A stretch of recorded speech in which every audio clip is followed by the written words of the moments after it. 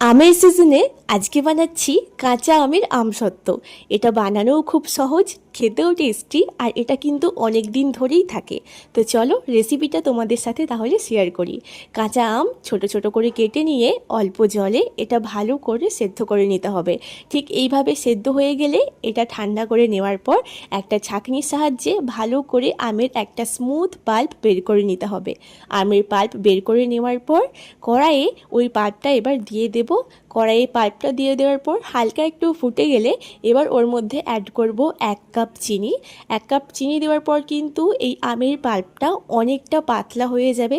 তারপর এর মধ্যে অ্যাড করব রেগুলার লবণ, বিট লবণ, চিলি ফ্লেক্স, 5 ফোড়ন ড্রাই রোস্ট করেছিলাম সেটাই দিয়েছি। এবার এটা ভালো করে মিক্স করে নিতে হবে।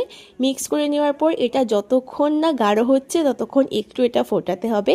ঠিক যখন এইভাবে হয়ে যাবে তখনই এটা নামিয়ে একটা থালার মধ্যে তেল মাখিয়ে এই পাল্পটা ঢেলে দিয়ে ঠিক এইভাবে একটু নাড়িয়ে এটা সেট করে পুরো একদিন এটা রোদে রেখেছিলাম। পরের দিন কিন্তু এটা একদম রেডি হয়ে গেছে।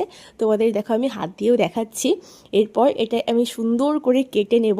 তোমরা চাইলে এটা পিস পিস করেও কাটতে পারো বা এটা রোল রোলও করতে পারো। দেখো কতটা পাতলা হয়েছে। আর তোমরা এটা ঢালার সময় কিন্তু অবশ্যই বেশি মোটা করবে না, পাতলা করেই এটা ঢালবে। এরপর এখানে আমি রোল রোল করেছিলাম, তারপর এটা আমি পিস পিস করেও কেটেছি। খেতে কিন্তু ভীষণ ভালো হয়েছিল। তোমরাও কিন্তু এই গরমের সময় এটা বানিয়ে খেও, আর কেমন লাগলো অবশ্যই জানিও। তাহলে আজকের মতো এতটুকুই। সবাইকে টাটা।